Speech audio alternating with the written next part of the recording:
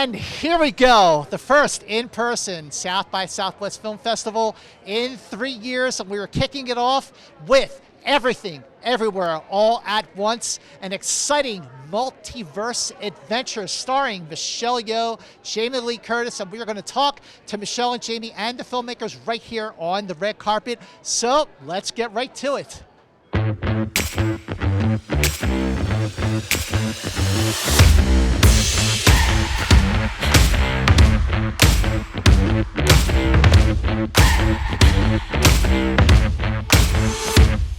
Honestly, you have no idea what you're about to see, and it's revolutionary, and it's just going to make people go. This festival has meant so much to us over the years. They are always so supportive of our work. Our work is weird. Austin is weird. It feels like a really good marriage, and I think this crowd is going to love it. Oh my God, I mean, I just screeched on the red carpet, which is not a red carpet move. I'm so excited, and I cannot believe that our movie gets to launch us off. For the last couple of years, it has been so difficult for a lot of people. And for us to be able to do this in person in a movie theater, it means the world to us. I don't think you've ever seen Michelle Yeoh like this, and I'm very excited about that. We accidentally wrote a movie that had to be like a bilingual Asian American woman who can do kung fu, and then we were like, oh, that might be just Michelle Yeoh. I've been so supported by the incredible Daniels, who are these amazing evil geniuses who created this multiverse world, but grounded in so much with love and a heartbeat of what we will all relate to. I could not even try to explain to you how this movie is gonna blow your mind, but I guarantee it's gonna blow your mind. How in the hell did you even begin to make this? You know, you all have such amazing creative ideas, but where did this idea come from, and how did you do this? I don't know how. As Claudette knows, we used to do a lot of music videos, and we would get rejected a lot, and we had all these leftover ideas, so we were like, let's make a movie with everything in it, so we can use up all those things that, you know, Rihanna said no to. We took it kind of slow. You know, we've been doing this for about 10 years, and we've been slowly building up the ability to make something like this. You know, we started out just making stuff in our bedrooms. We pulled in a couple friends, and slowly, after every project, we pulled in another friend. We pulled in DP, we pulled in the first AD, and every single time, the crew grew bigger, and our ambition grew bigger. By the time we were ready to write this movie, we knew our crew was up for the task, and we knew what their strengths were, we knew what their weaknesses were, we knew, in some ways, like this, like our whole careers have been kind of moving towards making this this movie, and I'm really, it's probably the first time I'm like truly proud of something. It sounds like you've like built a crew and the people you work with a lot of trust. As far as I know, I think this is the first time you've worked with all of these actors. How did you make this dream team happen? We got to work with Steph once, so we knew she was weird and she knew we were weird. Down to get funky. Yeah, it's like so many happy accidents led us to working with these folks. But the first one was that we wrote a part and then realized no one on earth could play it but Michelle Yeoh.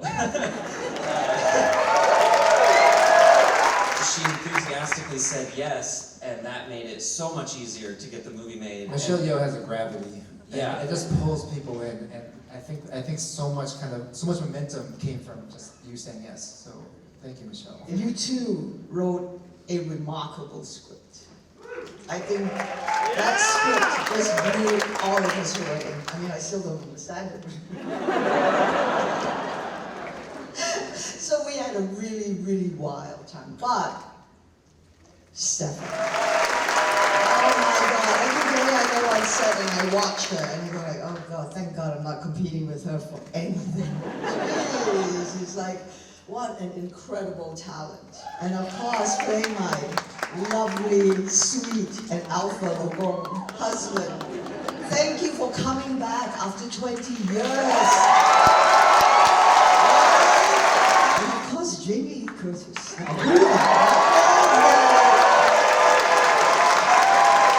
It was a joy. I mean, half the time we all looked at each other and go, what are we doing? I don't know. Let's just get on with it. But there was so much love and fun and amazing crew. Everybody just wanted to be there and gave their best. So thank you for this opportunity. There's a lot of audience questions, so let's start there. Go ahead. So we saw a lot of creative, wacky stuff like the hot dog fingers. I'm wondering what kind of ideas were left on the cutting room floor. There's one that like some people on set were like, "This is my favorite thing I've ever worked on," and it's on the cutting room floor. It's called Spaghetti Baby Noodle Boy, and it's a universe where a talking macaroni doesn't understand why he's not a spaghetti, and his mom has to explain to him he's a macaroni, and Spaghetti Baby Noodle Boy was voiced by Jenny Slate, and she did an incredible job, and it just didn't quite fit. We would test it, and people would be like, "I don't know why there's that 2-minute spaghetti scene," but it's a Blu-ray, it's not dead forever, yeah. Speaking of voices, I didn't see a credit for the voice of Rakakuni, and it sounded to me like Randy Newman. Was it Randy Newman? It was, we got him. And what was the process for you to prepare for these different versions and characters? Well, for me, I was really nervous in the beginning when I read the script and I got the part, because I'm playing not just one character, but 3 versions of the same character. So it was really important to me that you're all able to distinguish each character just based on how he talks and how he moves and how he walks. So yeah, luckily I had like 3 months to prepare and do research for this. So I hired literally an acting coach, a dialogue coach, a voice coach, and most interestingly, a body movement coach. And the body movement coach had a really interesting process. He read the script and he would pick specific animals to represent Alpha Wayman or CEO Wayman. For example, Alpha Wayman, it would be an eagle, and CEO Wayman, it would be a fox. And then for the Wayman, in this universe, it was a squirrel. So I would watch countless hours of videos of a squirrel. Nothing but squirrel, how he walks, how he eats.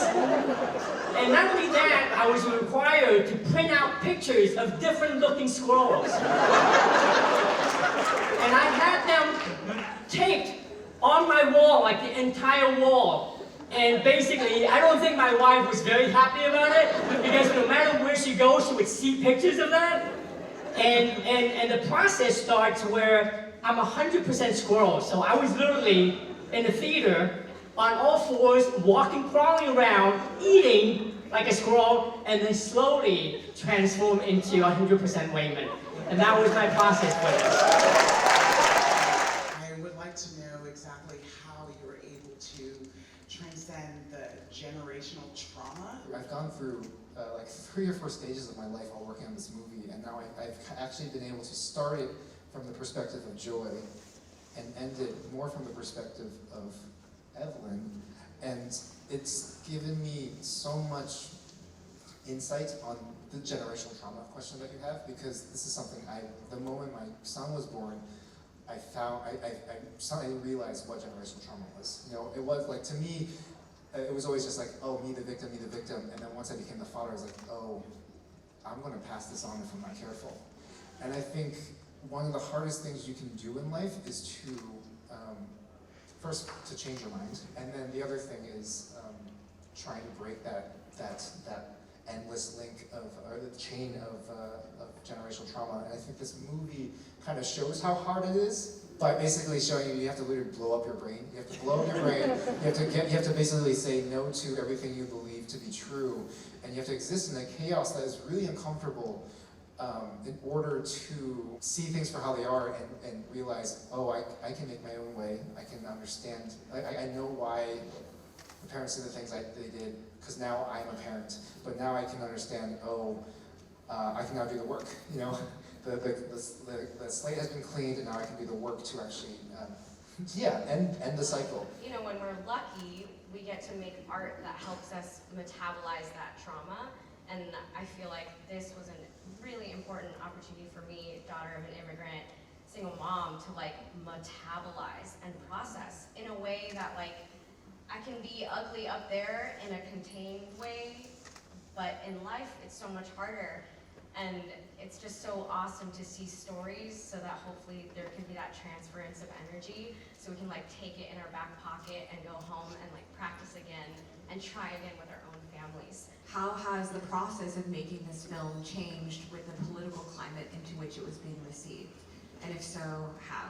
We started writing this in the fall of 2016. It was memorable. Kind of a nightmare.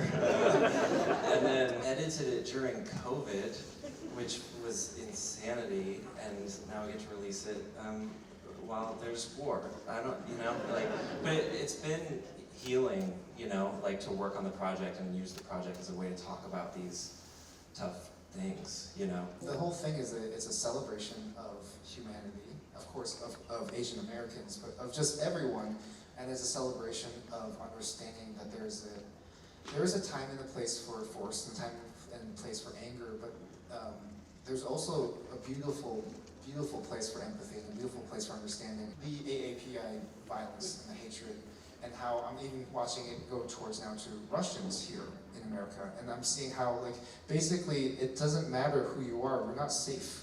You're not safe in a world that is afraid of each other, you know, and it doesn't matter if you're Asian or, you know, if you go back to the World War II with the Japanese, and it's probably going to always be with us, and I think it's really important for storytellers and people who have you know, some sort of platform just to kind of coax us back towards the center, coax us back towards a place of empathy. And something else that I really resonated with here is the topic of, I would assume, mental illness, and how easy it is to fall into these ideas of existentialism and nihilism.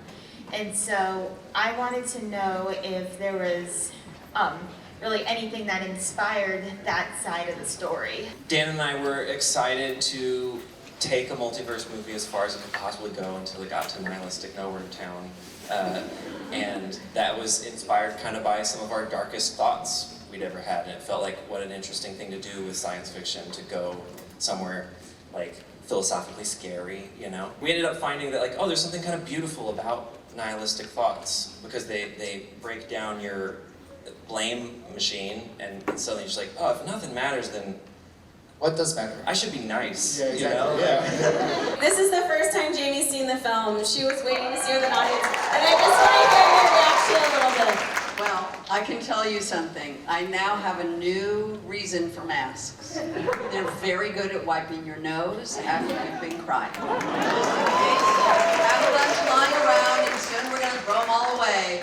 Save them for, like, when you see a movie that moves you deeply, because you can go like this and wipe your eyes, and they are very absorbent. Go to the fucking movies because they're amazing!